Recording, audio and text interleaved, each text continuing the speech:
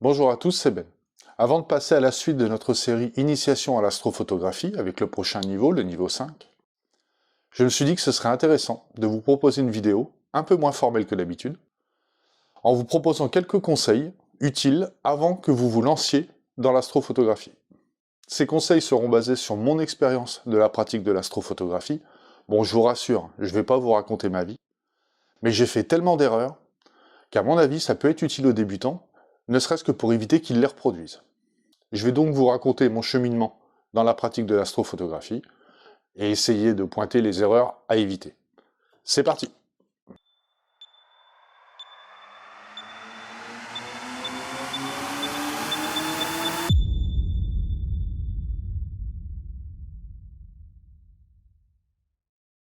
Bon, j'ai toujours été passionné par l'astronomie.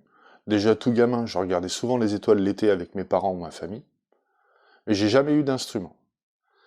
Il y a 5 ans, pour un anniversaire, des collègues et des amis se sont cotisés afin de m'offrir mon premier télescope. Bon, à cette époque, je pratiquais déjà la photo depuis plus de 10 ans, donc naturellement, je me suis dit que j'allais essayer de prendre en photo ce que je voyais dans l'oculaire. Et c'est là que j'ai fait ma première erreur. Essayer de faire de la photo avec du matériel qui n'était pas adapté. Ce télescope était un instrument d'initiation à l'observation. Il n'était pas du tout fait pour la photo. C'était juste impossible matériellement de faire des photos avec. Par contre, l'observation, c'était vraiment pas mal. La première fois que j'ai vu les anneaux de Saturne, ça m'a fait un choc. C'était juste incroyable. Bref, j'observe pas mal avec ce télescope, mais je suis un peu frustré de ne pas pouvoir faire des photos, donc je prends des renseignements. Je vais sur les forums, je me renseigne à droite et à gauche pour savoir comment faire des photos. Le printemps suivant, je tombe sur une vidéo d'Arnaud, d'Astronogeek, qui explique l'utilisation d'une monture, la Star Adventurer. Je décide d'en acheter une.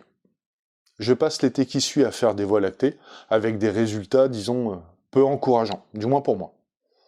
L'année suivante, toujours un peu frustré de ne pas pouvoir faire les photos que j'avais vues sur internet, je décide de changer de matériel, et j'investis dans une monture EQ3.2 motorisée, et une petite lunette, la Skywatcher 72ED.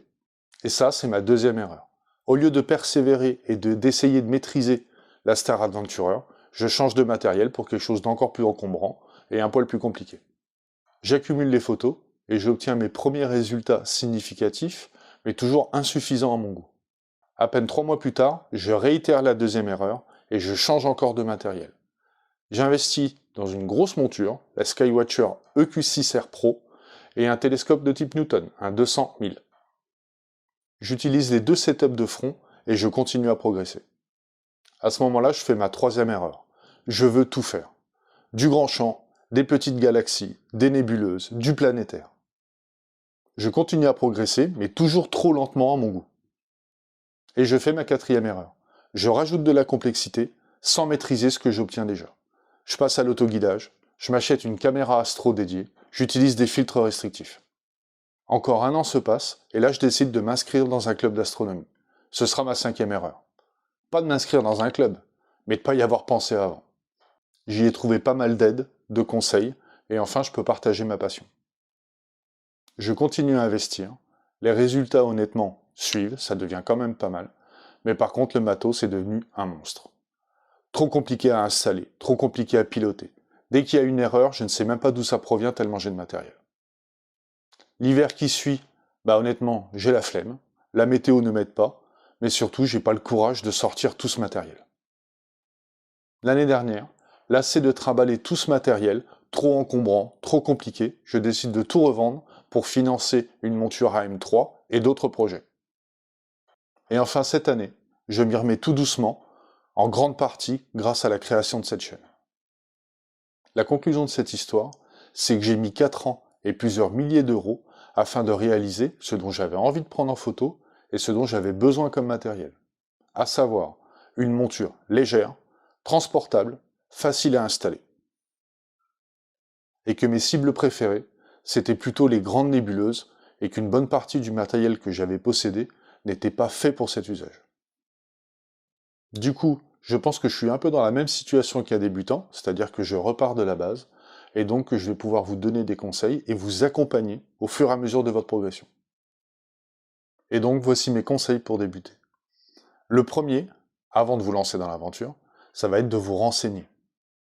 Prenez contact avec un club astro, allez faire un tour sur internet. Il y a beaucoup de forums qui existent, je vous conseille particulièrement celui de WebAstro et d'AstroSurf, les deux plus gros forums francophones. Il y a aussi pas mal de vidéos YouTube, y compris cette chaîne. Cela permettra d'éviter des erreurs lors de votre premier achat et qui pourraient vous dégoûter pour la suite.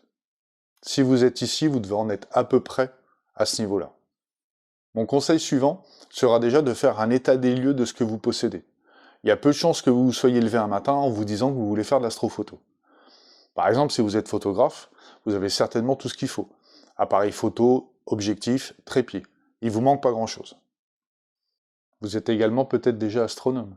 Votre instrument pourrait servir pour faire de la photo. Le prochain conseil est un peu plus difficile. Il faudrait réussir à déterminer ce que vous voudriez prendre en photo. Le matériel est différent selon qu'on veut faire du planétaire, de la petite galaxie ou des grandes nébuleuses.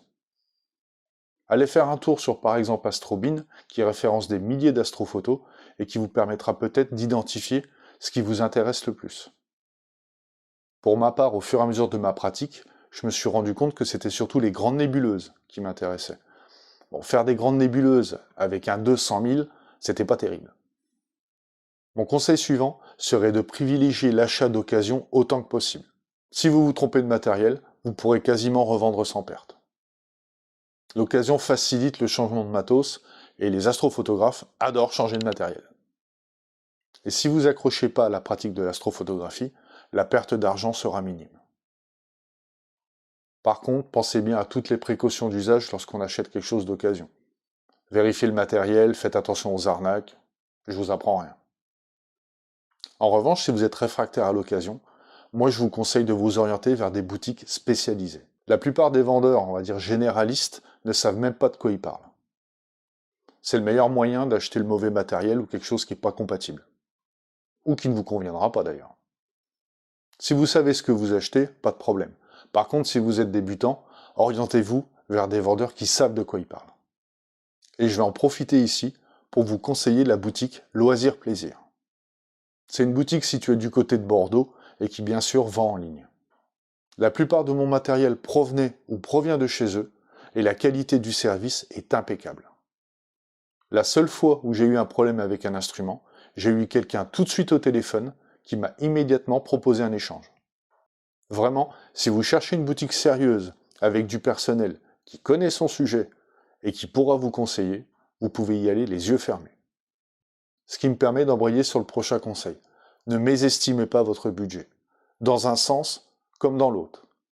Un budget trop petit pourrait vous amener à investir dans du matériel non adapté ou pas assez qualitatif. C'est le meilleur moyen d'être déçu. Mais à l'inverse, un budget trop conséquent pourrait vous pousser à investir dans du matériel trop compliqué pour un débutant. Enfin, mon dernier conseil, allez-y progressivement. Commencez par la base. Les 2 premiers épisodes de la série sont réalisables avec un appareil photo et un trépied. C'est parfait pour commencer à vous familiariser avec le ciel et avec les mouvements célestes.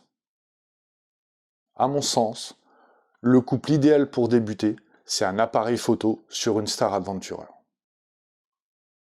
Vous pourrez ainsi faire vos premières photos et commencer à maîtriser une monture équatoriale, et ça tombe bien, c'est le sujet du prochain épisode. Voilà, j'espère que c'était pas trop long. Ces conseils sont d'ordre général, et à mon sens, ils seront utiles avant de vous lancer. D'autres arriveront lors de votre progression et dans les prochains niveaux.